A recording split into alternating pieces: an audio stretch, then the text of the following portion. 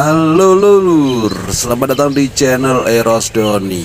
Ada sebuah pertanyaan menarik dari salah seorang magoter Indonesia. Pertanyaannya adalah, apa bisa kalau magot dikasih makan sama koi ayam yang sudah beberapa hari? Jadi kandang ayam sama magot terpisah. Setelah membersihkan kandang ayam, koi ayam dikumpulin lalu dimasukkan ke biopon magot. Oke gas, mari kita bahas. Tetapi sebelumnya jangan lupa tinggalkan jejak dengan klik like, subscribe, dan bagikan video ini. Atau jika nanti ada pertanyaan atau masukan, silakan sampaikan dalam kolom komentar. Kembali ke topik. Menurut pengalaman saya, dengan sedikit perlakuan, koi ayam sangat bisa dijadikan makanan untuk magot BSF. Meskipun kandang ayam dan biopon magot BSF itu terpisah dan pakan diberikan secara manual, tidak secara otomatis. Beda kan kalau bioponnya di bawah kandang ayam, itu otomatis tiap kotoran ayam turun langsung dimakan sama magot. Nah ini berhubung kandang ayam dan bioponnya terpisah, maka perlu diberikan secara manual. Diambil dari kandang ayam, dimasukkan ke biopon magot BSF. Lalu perlakuan apa saja yang bisa kita lakukan? Perlakuan yang bisa kita berikan untuk koi ayam ini diantaranya adalah: 1. Dengan difermentasi. Kalau koi ayam ini difermentasi, maka kandungan nutrisi dalam koi ayam akan diperkaya. Nutrisi dalam sisa pakan ayam dan lain-lain yang ada di dalam koi itu akan mengalami proses penguraian. Dalam proses tersebut akan terjadi reaksi kimia dari bahan-bahan organik yang terdapat di dalam koi ayam ini, yang akan meningkatkan kandungan nutrisinya. Sedangkan kelemahan atau efek negatif dari fermentasi koi ayam adalah meningkatnya gas amoniak, sehingga koi menjadi panas dan berbau tajam. Jadi kalau menurut saya, fermentasi koi ayam itu sebaiknya diberikan kepada magot BSF setelah diangin-anginkan atau didinginkan gitu ya, sehingga kandungan gas amoniak dalam koi itu berkurang. Kalau langsung diberikan masih panas, masih terjadi proses fermentasi, itu magot bisa kepanasan dan bahkan keracunan gas amoniak. Akibatnya magot bisa jadi lemes, pingsan, dan bahkan mati karena kepanasan dan keracunan. Cara yang kedua adalah dengan dikeringkan.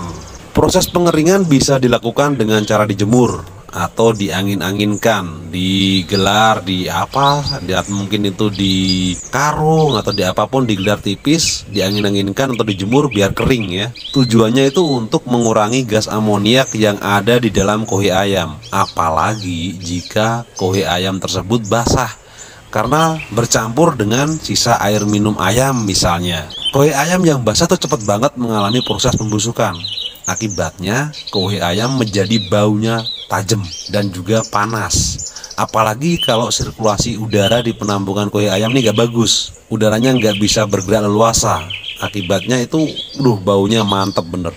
Yang ketiga adalah dengan cara dicampur dengan limbah organik lainnya. Misalnya limbah organik rumah tangga, itu ada limbah dapur, ada habis makan buah, habis bikin sayur dan sebagainya, sisa nasi, apapun lah limbah rumah tangga ya, limbah organik rumah tangga. Bisa juga misalnya ngambil dari warung, dari pasar, dan lain sebagainya. Tujuan dari pencampuran ini adalah untuk memperkaya kadar nutrisi dari koi ayam.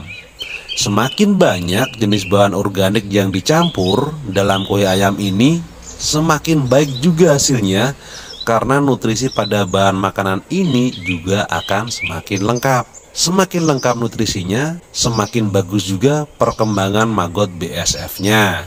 Kalau makanannya hanya koi ayam tanpa campuran limbah organik lainnya, apalagi kalau ayamnya nih makanannya misalnya sedikit sekali yang jatuh ke dalam penampungan koi, dan di penampungan koi itu cuma ada koi ayam, maka nutrisinya sangat kurang untuk pertumbuhan magot. Akibatnya magot jadi kecil-kecil, kurang maksimal tumbuhnya, nggak bisa gede-gede, jadi imut-imut gitu, mini-mini magotnya. Karena itu penting sekali untuk menambahkan nutrisi atau bahan organik lain ke dalam koi ayam tersebut supaya magot bisa berkembang maksimal. Sebagai catatan, untuk magoter yang ingin menggunakan koi ayam sebagai pakan magot, sebaiknya tidak diberikan kepada maggot BSF dalam keadaan basah. Apalagi jika jumlah maggot BSF tidak seimbang dengan jumlah pakannya, alias overpakan. Karena akibatnya pakan akan banyak yang membusuk sebelum dimakan oleh maggot BSF. Berikan pakan basah kohe ayam ini kepada maggot BSF jika pakan basah tersebut bisa maksimal habis dalam 24 jam. Jika tidak habis, maka kurangi pakannya agar tidak terjadi overpakan dan menjadi sumber bau yang tidak enak karena kohe ayam yang membusuk. Pada ternak maggot BSF dengan pakan kohe ayam sangat penting untuk diperhatikan mengenai keseimbangan kemampuan makan maggot BSF dengan pakan yang diberikan. Jangan sampai terjadi overpakan, benar-benar jangan sampai terjadi overpakan. Karena overpakan kohe ayam bisa mengakibatkan keributan dengan tetangga dan juga lingkungan sekitar karena bau yang ditimbulkan. Selain itu, usahakan pengambilan kohe ayam juga dilakukan maksimal setiap 24 jam sekali lah ya. Karena selama 24 jam ini, dalam 24 jam, proses penguraian pada kohe ayam belum masif. Baru sebagian kecil saja yang mulai membusuk, sehingga baunya juga belum terlalu tajam. Semakin cepat kita berikan kohe ayam ini untuk maggot, semakin baik. Karena kohe ayam juga akan semakin cepat dimakan oleh maggot, bahkan sebelum kohe ayam berbau. Semakin cepat kohe ayam diberikan untuk maggot, semakin berkurang bau, bahkan bisa tidak berbau sama sekali kalau antara maggot yang makan kohe dan jumlah kohe yang diberikan itu seimbang. Oke, itu yang bisa saya sampaikan saat ini ya, mengenai pakan maggot dengan kohe ayam. Jika berkenan, jangan lupa untuk meninggalkan jejak dengan klik like, subscribe, dan bagikan video ini. Kalau ada pertanyaan atau masukan, silahkan sampaikan dalam kolom komentar. Tetap bijak berkomentar ya. Terima kasih sudah menonton, semoga bermanfaat. Selamat mencoba dan semoga berhasil. Maggoter Indonesia bisa.